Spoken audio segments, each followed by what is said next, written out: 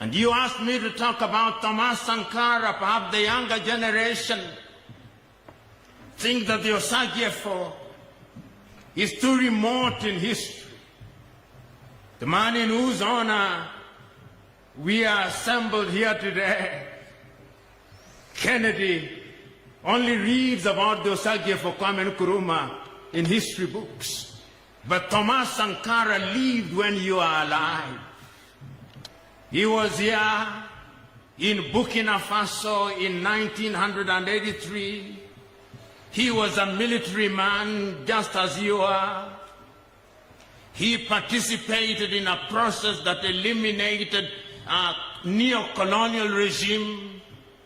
The country was then known as Upper Volta. He said, "Why are we called Upper Volta?" He changed the name into Burkina Faso, the land of the upright man. And he said that the people of Burkina Faso would be called the Burkinabe, the upright man. He came at a time when Burkina Faso could not feed ourselves. And he said that we can feed ourselves. He said that we can produce enough food to export. He said that we shall no longer be controlled from Paris, France. They took him out in 1987. And as I speak now, a trial is going on in Ouagadougou. People who are alleged to have taken him out courtesy of the colonial power France. The spirit of Thomas Sankara is the spirit that we need now so that Africa can recognize ourselves, so that Africans can realize that we have the ability to do things for ourselves. How I feel that if Thomas Sankara was here, perhaps working jointly with others, this continent would now have a vaccine of our own. We are going through a pandemic, but I'm quite certain that the Basutu, like all Africans, are waiting for the British to give them AstraZeneca. You are waiting for the Americans to donate to you Moderna or Johnson & Johnson. You are waiting for the Russians to give you Sputnik. And you are waiting for the Chinese to give you Sinovac.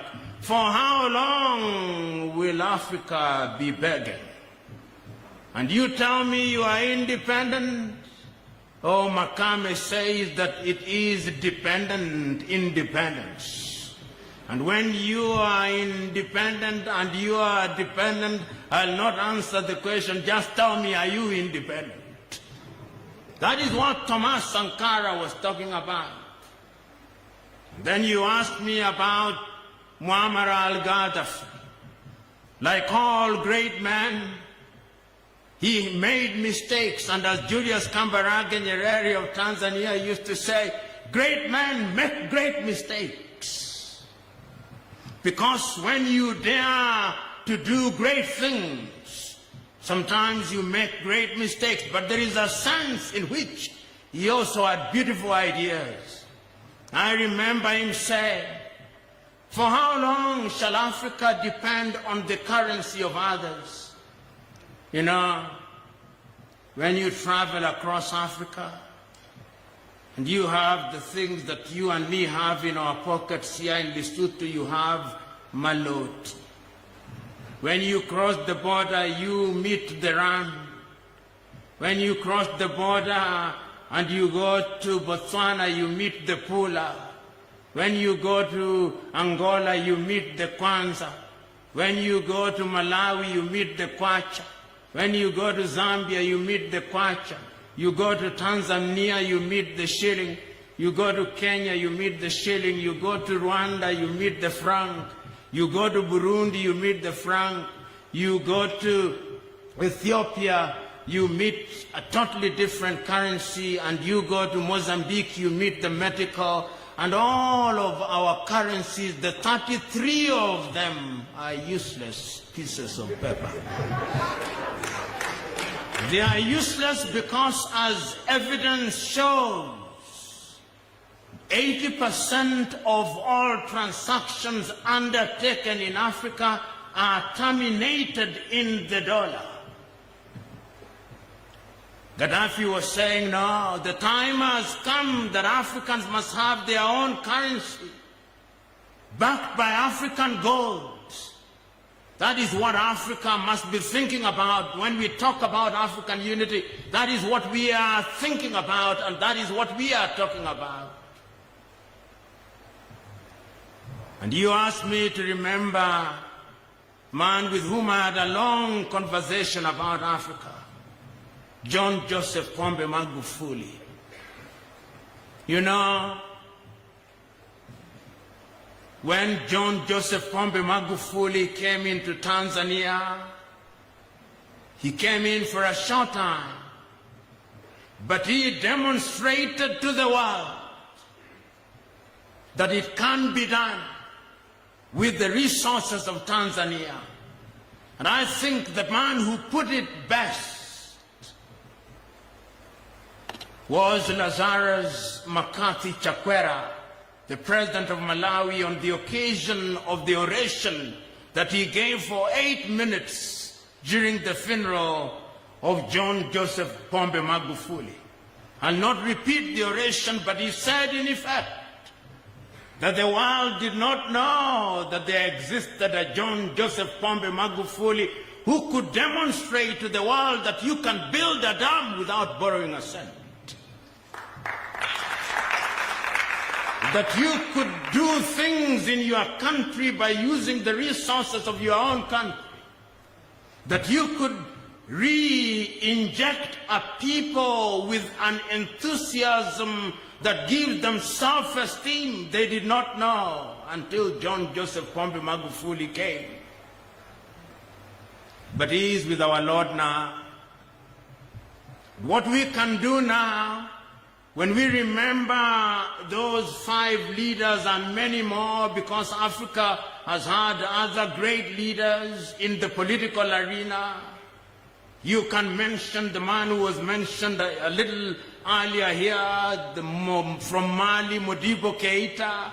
And you remember that it is Modibo and Sekou Touré of Guinea and, of course, Kwame Nkrumah of Ghana who started to create something that would have led to African unity. And it's not only Modibo that was great. Amilcar Cabral in Guinea-Bissau was also a great man, as was Julius Nyerere and many others, Ahmed Ben Bella, the old ones will remember. But what lessons do we learn here now? Today, you and me recognize how weak Africa is. Writing in 1963 in a book entitled Africa Must Unite, Kwame Nkrumah says, Africa may be in a position to free herself politically. She may even be in a position to free herself economically. But my fear is the psychosocial impact of colonization. The European has succeeded in demonstrating and in telling the African that he is inferior. And somehow the Africa still believes that he is inferior. He said that that will take a little longer to eliminate. The European has made the African hate what is African and love what is European. And today, when I look at Africa, even in the most mundane of things, it pains me that the Osagyefo was right. Because the battle is the battle of the minds. We of the old generation, and I believe it is also true here in Lesotho, when you have gone to school and you are in the middle class, you don't want your children to speak your mother tongue. You want them to speak English. When they speak Sesotho, you warn them. That is not good. We love the things that the colonialists taught us. If you go to the former French colonies, they want them to speak French. If you go to the former Portuguese colonies, you want them to speak Portuguese. And we do not stop there. When we go into the restaurants, the food that we order and love is English, French, complete by describing potato chips as French fries, even when they are grown here in Lesotho. And even our youngsters, the things that they love, if it is football, they don't love your football. Young men are busy on a daily basis watching English football. Manchester United, Arsenal, Chelsea. And if they move away from England, they go to Paris Saint-Germain. If they move a little, they go to Spain, Real Madrid, Barcelona. And if they move away, they go to Italy, Roma. Oh, Africa. You'll never hear a young football enthusiast in Lesotho talking about Kaiser Chiefs, or Orlando Pirates, or Mufulira Wanderers, or St. George's in Ethiopia. Our minds are captured. And that is why those leaders that you are talking about are relevant today. Because until the day that we liberate our minds, we will remain weak. So what is the message today? The message today is, as has been told, it was said very early on, the good brigadier told us that when the hunters write the stories, it is the exploit of the hunters that is spoken about, not the glory of the animals. The young lady who was the program director told us, and we remember this, that is not the glory of the lion that is talked about, but the glory of the hunter. In my analogy, we Africans have been the lion for too long. The time is now that we begin writing our stories. And that is why, Kennedy, you are doing a great thing. You are now telling us stories as told by a person who is from Lesotho, a Basotho, telling your own story. You are not allowing some European historian, some European anthropologist to come and tell you what to write. You are writing it from the depths and the inner sanctums of your mind and your heart. It is only in that way that Africa will be liberated. So, ladies and gentlemen, when today we are assembled here primarily for the purpose of launching a book, it is also incumbent upon us to go back and think of our leaders not simply as people whose ideas are fossilized in time, but as people whose ideas can be activated for a general benefit. So what do I see when I look at Africa today, standing on the shoulders of those great leaders of old? When I stand on the shoulders of King Moshe Oshoe I, of the Basotho people, this is what I see. I see an Africa where people are proud of their culture, because that is what he fought for. I see a people who are proud of being the Basotho, but also proud of being Africans. I see a people who are proud and dignified. I see a people who recognize that our dignity lies in our diversity, standing on the shoulders of Moshe Oshoe I. I can see it. When I stand on the shoulders of the Osagie for Kwame Nkrumah, accuse me all you want, call me intellectually lazy, call me a romanticist, call me naive, but when I stand on the shoulders of the Osagie for Nkrumah, this is the Africa that I see. I see an Africa one day where there'll be a single passport for all of us. I see an Africa one day where there'll be a single telephone code for all of us. I see that Africa. I see an Africa one day where there'll only be one ambassador for the entire continent of Africa at the United Nations. I see an Africa one day that will be sitting as a permanent member of the UN General Assembly. I see that Africa. I see an Africa one day where the defense forces of Lesotho will be merged into an African defense force. I see that Africa.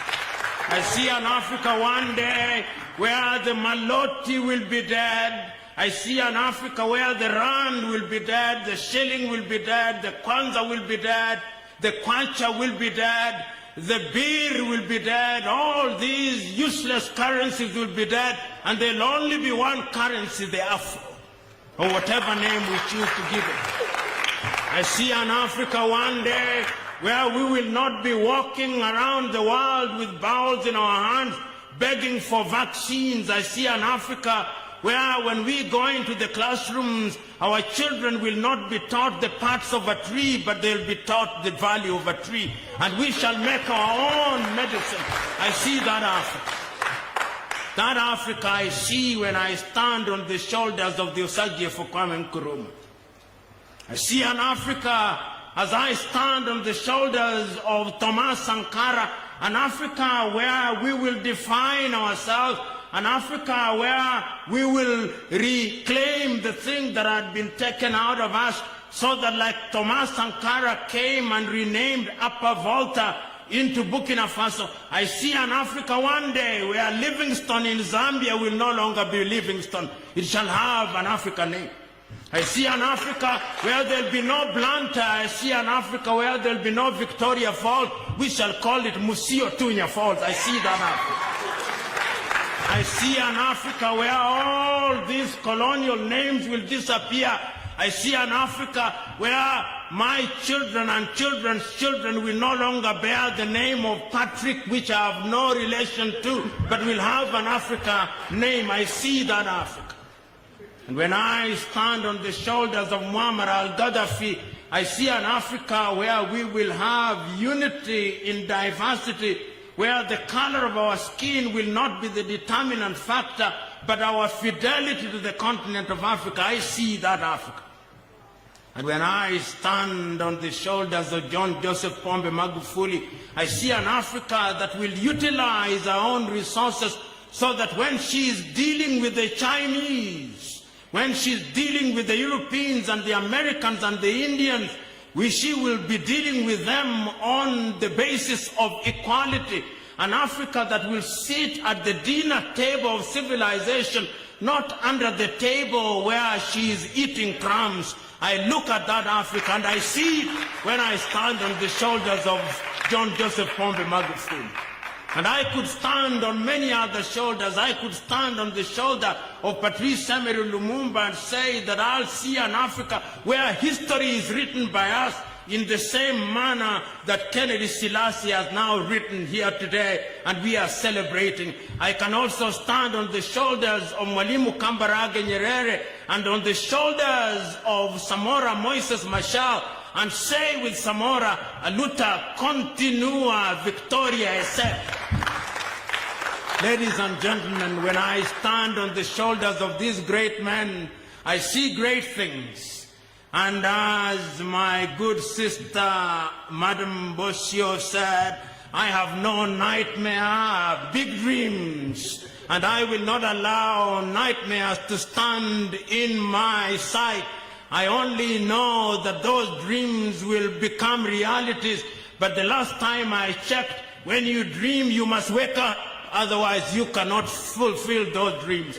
So the good old general, we will not continue in our slumber. We are dreaming, we are waking up, and Africa shall be great. And today I'm happy because we are celebrating a young man born only in 1991, a young man who has gone to school and read mathematics and computer science, a young man who has chosen to rise through the ranks. He's a private, he's an airman, a young man who is winning accolades, a young man who has founded a foundation, a young man who is telling other young men and women it can be done, it must be done, because it is our duty to do it.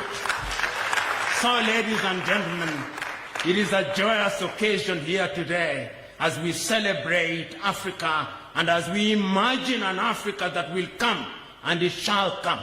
Those who are doubting us will be disappointed, and it is our duty to disappoint them. If it does not come during our lifetime, it shall come during the lifetime of our children, and if it does not come during the lifetime of our children, it shall do so during the lifetime of our grandchildren, and if it does not come during their lifetime, it shall come regardless. God bless. Talk about colonization, but we know about it.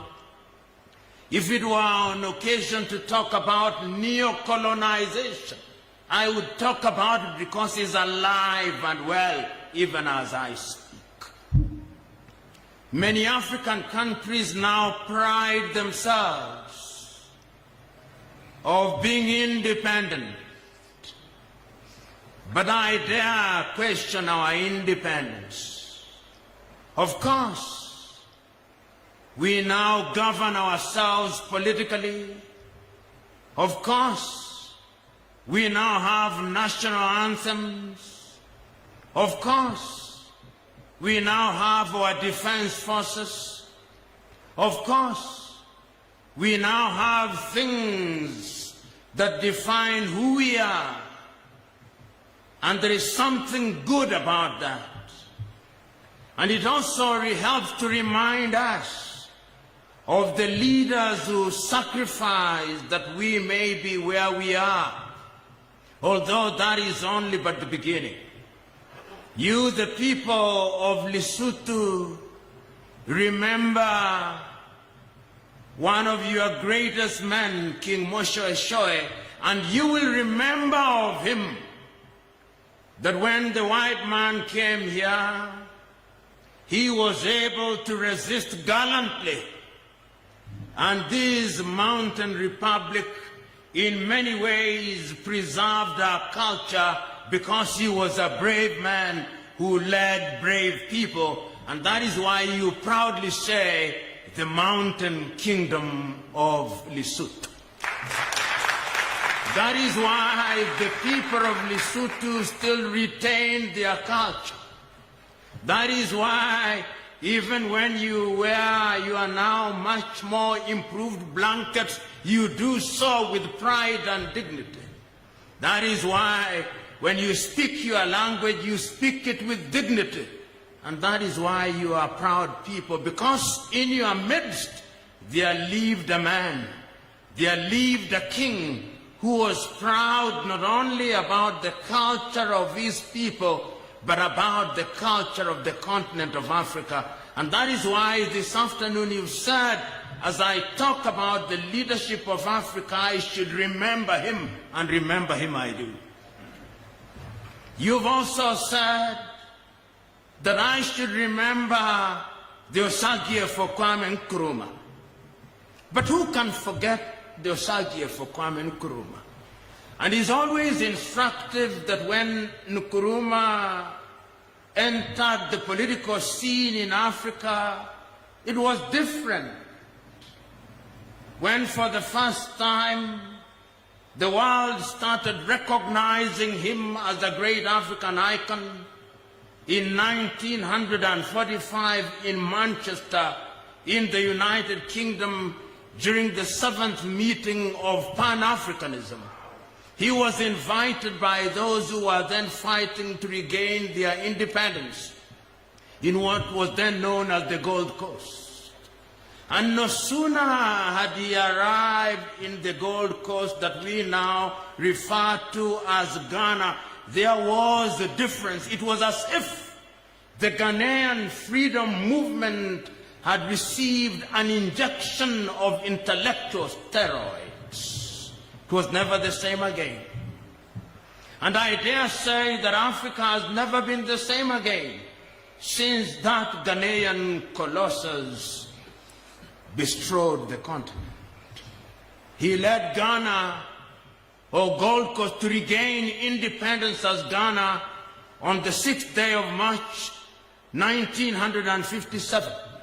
And he was always very clear, even in those early days, that the independence of Ghana meant nothing unless the rest of Africa was free. He spoke times without number after that. In 1958, he summoned all the leaders of the then independent African countries in Accra, Ghana, and repeated it, reminding his audience that Africa had to unite, because if she did not unite, she would be weak. And he did not stop there. In 1961, in Casablanca, Morocco, he once again reminded his audience that the 53 African countries that had been carved out in Berlin in 1884 and 1885 were created in the image of the European powers. And that if they did not unite, Africa would be weak. He was right. He did not stop there. In 1963, in Addis Ababa, Ethiopia, on the 25th day of May, 1963, he reminded his audience, comprising of the leaders of the then freed African countries, 32 of them. He told them, let us unite now before you become used to your independence and your sovereignty, he said. Let us leave here, he said, having appointed a committee of foreign ministers to come up with a program to create one common market in Africa, to create one currency in Africa, to create one defense force in Africa, to ensure that all Africa has one passport. They listened to him not. And he said, if we do not do so, Africa would remain weak economically and politically. He reminded his audience that if we did not unite, the imperialists would come back under neocolonialism, and they would manipulate us and would be fighting amongst ourselves as to who was Anglophone, who was Lusophone, and who was Francophone. And he reminded his audience that we who are talking about unity, we would be eliminated through manufactured coup d'etats and civil wars, as if he was a prophet. In 1966, he was eliminated via coup d'etat when he was on a peace mission in Hanoi, in Vietnam. And it is instructive that between 1966 and 1972, all the speeches and the books and everything relating to Kwame Nkrumah was banned in Ghana. That is how he was disgraced until 1972, when Ignatius Kutu Acheampong became the president. That is when the process of the rehabilitation of the Osage for Kwame Nkrumah commenced in earnest. Today, when we talk about leadership and African unity, you think of no other name other than the Osagyefo Kwame Nkrumah. Sometimes, when I talk about African unity, and I talk about it often, there are those who say, like they said of those great Africans before, that we are intellectually lazy. That is why we are talking about African unity. We are lazy, and we think that unity will just come by our pronouncing abracadabra. No. We are not intellectually lazy. We know when we talk about unity, we are not talking about the unity of the graveyard. No. We are talking about unity in diversity. We are talking about the unity that will enable Africans to travel across the continent, so that when I come here into the kingdom of Lesotho, you don't have to ask me for a passport. I look forward to that day.